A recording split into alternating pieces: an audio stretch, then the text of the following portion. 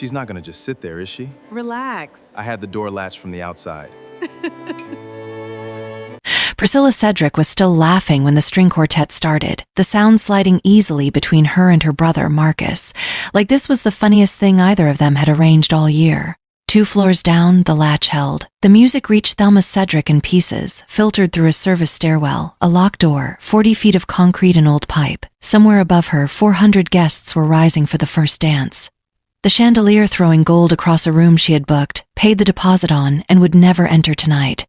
Thelma sat at a folding table meant for linens and liability binders, a laptop open to a wire authorization still short one signature, and a wedding contract with her name. Not Priscilla's. On the funding line, she wasn't crying. She was working, because that was what Thelma did. Built the beautiful moment, signed the check for it, then got locked in the room underneath it so nobody upstairs had to explain who she was. 200 feet above her, a man was noticing what 400 guests had trained themselves not to see. A name card at the head table, turned face down with the kind of precision that meant someone hadn't wanted questions. Drop a comment and tell me where you're watching from tonight. And if this is your first time here, hit subscribe, because what happens when he goes looking for her is going to change the whole shape of this family. Stay with me. The basement smelled like candle wax and dust. The good candles, the ones that cost $40 each upstairs, stored down here in cardboard boxes nobody had bothered to label. Thelma sat at the folding table anyway, laptop open, because sitting still and doing nothing had never once made a bad night shorter. Above her, the bass line of the first dance came through the floor joists like a heartbeat that wasn't hers. She didn't try to place the song. She'd already heard it 11 times during rehearsal.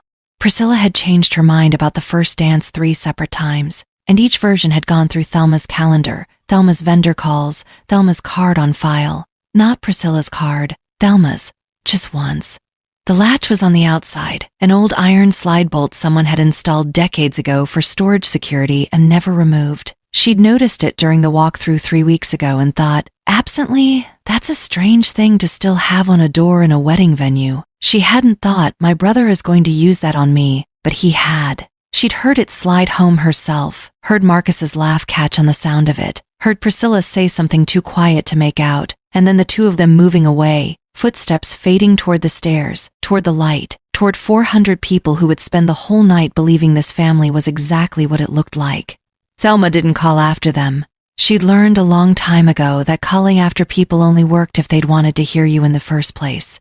Instead, she opened her laptop. The wire authorization for the final vendor balance was still sitting there, one signature short, hers, the second one, the one that actually released the funds. She could leave it unsigned. She thought about that for exactly 4 seconds. Then she signed it anyway. Because somewhere in that ballroom her sister was having the best night of her life, and Thelma had spent 3 years making sure of it, and some part of her, the part that still, after everything, hadn't learned, wanted Priscilla to have it, even from here, even locked in. The latch didn't move. Nobody came. Her name was Thelma Cedric, 31 years old, and if anyone at that wedding had bothered to ask what she did for a living, the honest answer would have taken longer than any of them wanted to stand there and listen to. She held a finance degree from a school none of them had ever visited on a family trip, and a certification in estate and trust management that she'd earned 2 years after her father's business nearly collapsed, and someone had to learn, fast, how to keep a family's entire financial structure from folding in on itself. That someone had been her. Not Marcus, who managed one rental property and called it a portfolio. Not Priscilla, who had never once opened the joint family ledger Thelma updated every month without being asked. She was the only black woman in most of the rooms she sat in professionally. Boardrooms, closing tables, trust meetings where she was usually the youngest person present and always the one who'd actually read every page. She'd gotten used to being underestimated twice. Once for her age, once for walking in and not looking like what people expected the person who handles the money to look like. She'd learned to let the numbers do the talking. The numbers never got it wrong. Thelma managed it all. The trust their father had set up before he got sick, the property taxes, the insurance policies, the slow, unglamorous machinery that kept a family looking wealthy long after the money itself had gotten complicated. She'd found the shortfall in the estate account 18 months ago and quietly restructured 3 investments to cover it before anyone upstairs even knew there'd been a problem. Nobody had thanked her. Nobody had known to. Tonight's wedding, the flowers, the 400 chairs, the band that had cost more than most people's cars. had come out of a fund Thelma had built and protected for exactly this kind of moment. None of this was on the name card tonight. Tonight on paper, she was just the sister, easy to place somewhere out of the way. She closed the laptop for a moment and just listened to the ceiling. She was 10 the first time she understood that being the strong one wasn't a compliment. Their mother had died fast. An aneurysm, a Tuesday, no warning at all, and their father had come home from the hospital and sat down at the kitchen table and not moved for what felt like hours. Marcus was 6. Priscilla was 4. Somebody had to get them fed, get them bathed, get them into pajamas and into bed with the lights still on because Priscilla wouldn't sleep in the dark that week. Thelma remembered standing on a step stool to reach the stove.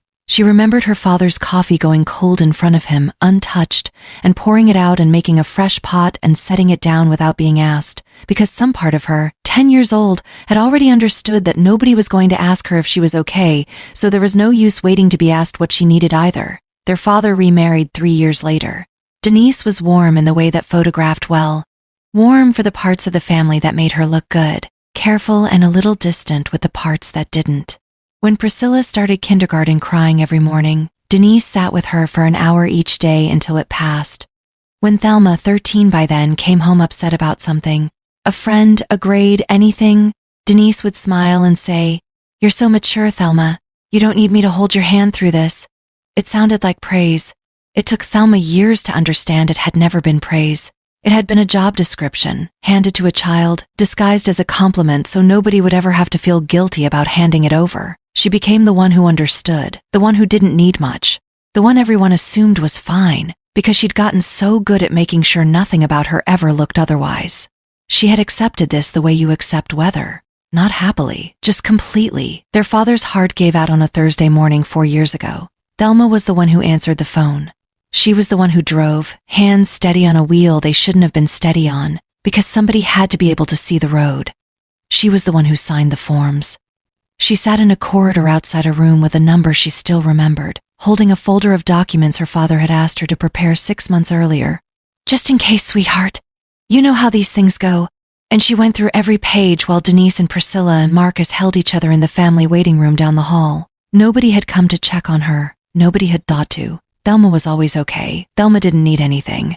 Thelma was the one who held things together so everyone else could fall apart in peace. And a room full of grieving people had accepted that division of labor without a single one of them ever asking if she'd agreed to it. She'd found out later, much later, that in the 6 weeks after the funeral, while she was quietly untangling probate paperwork and calling banks and closing accounts nobody else knew existed, Denise had told a cousin that Thelma was handling it well, said with something close to relief, as if competence were the same thing as not hurting. It wasn't. It had just never been safe to let it look different. She'd learned, that week, exactly what her family needed her to be.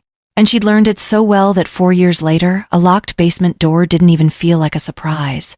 It felt, if she was honest with herself, like the natural conclusion of an equation that had been running since she was 10 years old. 6 months before the wedding, Priscilla had called her at 11:40 at night. "I need a favor," she'd said, and Thelma had known, even before Priscilla finished the sentence, that favor was going to mean money. It always did. Priscilla had a way of asking that made refusing feel like cruelty.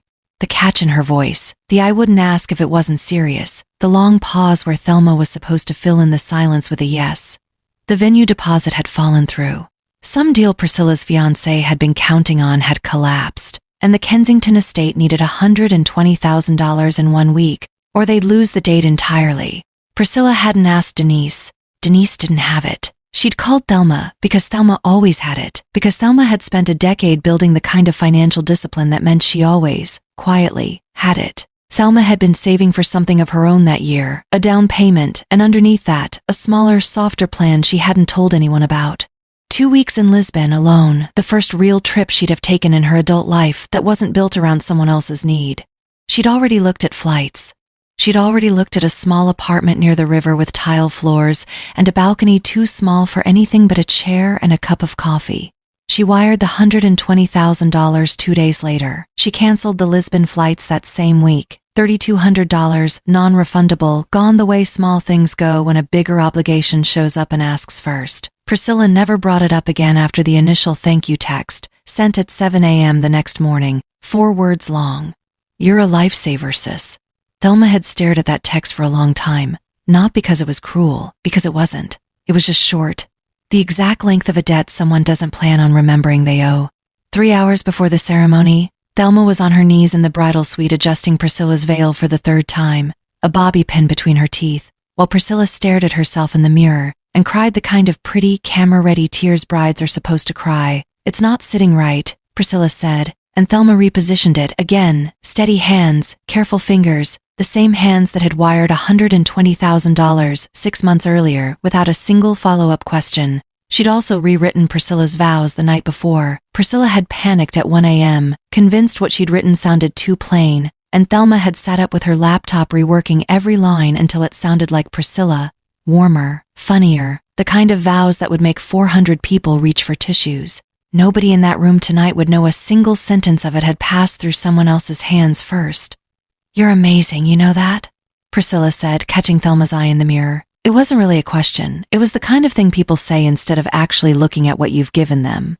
"I know," Thelma said, and meant it 2 different ways at once. One true, one she didn't say out loud. When the coordinator called 15 minutes to processional, the room empty fast. Bridesmaids Denise, Priscilla's future mother-in-law, all of them sweeping toward the ballroom in a rush of tulle and perfume. Thelma stood alone for a moment afterward, straightening a chair no one had asked her to straighten, holding a bouquet someone had set down and forgotten, her hands full in her name on nothing. She followed them out a minute later, still holding the flowers, still fixing something. Nobody turned around to check if she was behind them. She was 3 years into a role nobody had ever formally offered her, and she had accepted anyway. And standing in that empty room, hands full of someone else's bouquet, she understood, not for the first time, but maybe the clearest, that being needed and being wanted had never once been the same thing in this family. The reception was in full swing by the time anyone remembered the wire authorization needed a final review before the last vendor payment cleared, which meant, by the time anyone remembered, Thelma had already been sitting in the basement for 40 minutes, laptop glowing in a room built for extra chairs and folded linens. 2 floors above her, a man was noticing what 400 people hadn't. Leah Jome had come to the wedding as a courtesy. His family's investment group held a minority stake in the Cedric family's business, and attendance was less a social obligation than a professional one. He'd expected an evening of small talk. Instead, halfway through dinner, he noticed a place card at the head table lying face down deliberately, the kind of flip that wasn't an accident. He'd spent 11 years reading rooms other people worked hard to keep unreadable, and something about the careful precision of that single overturned card told him more than anyone's toast had. He asked a server, quietly, who was missing from table 1. The server hesitated, the kind of hesitation that confirms more than it denies, and said only, "The bride's sister, she's downstairs, family thing." That was enough. He found the service stairwell without asking twice, found the latch, and slid it back without ceremony. The door opened onto a woman at a folding table, laptop open, completely unbothered by the sound of the latch releasing, as though she'd stopped expecting rescue a long time ago and had simply gotten on with her work instead. She looked up, not startled, just assessing him the way she assessed everything, quickly, precisely, deciding what he was before he had a chance to explain it himself. "You're missing the first dance," she said. "So are you," he said. "Only one of us got locked in for it." He didn't offer to walk her upstairs. He didn't say anything about the latch, or ask who had used it, or perform the kind of outrage that would have made the moment about his reaction, instead of her reality.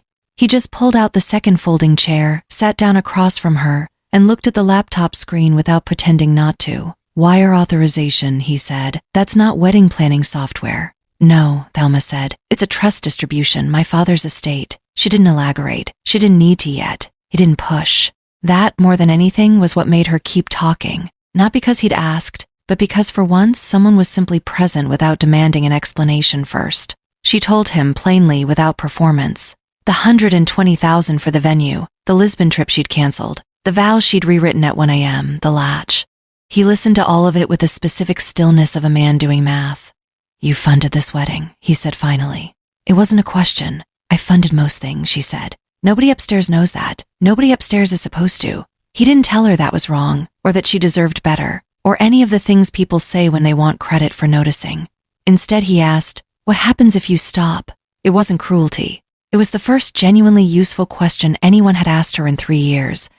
She looked at the trust documents still open on her screen, documents that, she realized with a kind of quiet vertigo, she had never actually needed anyone's permission to act on. She'd just never let herself imagine acting on them for herself.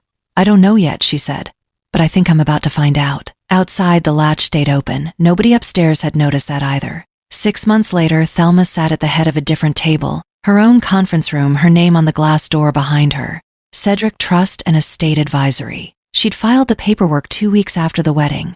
She hadn't announced it to the family. She hadn't needed to. The announcement had made itself, slowly, in the shape of consequences nobody upstairs had seen coming. The trust review she'd quietly initiated exposed years of undocumented loans Priscilla had drawn against the estate without ever intending to repay them.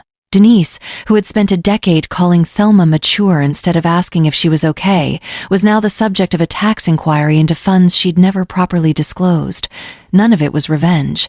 Thelma had simply stopped covering for math that had never been hers to fix. Priscilla called eventually, left a voicemail that started with an apology and ended, predictably, with another ask. Thelma listened to all 40 seconds of it once and didn't call back.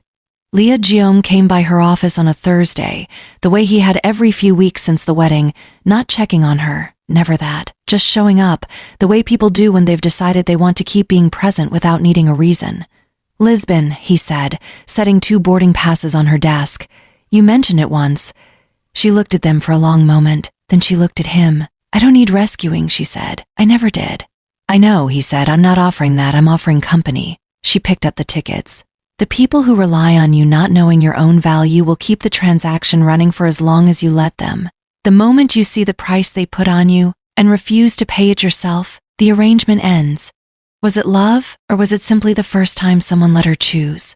If you made it to the end of this one, tell me in the comments. Have you ever been the one holding everything together while everyone else got to fall apart? Hit like if Thelma deserved every bit of this ending, subscribe if you want to be here for the next one, and I'll see you in the next story.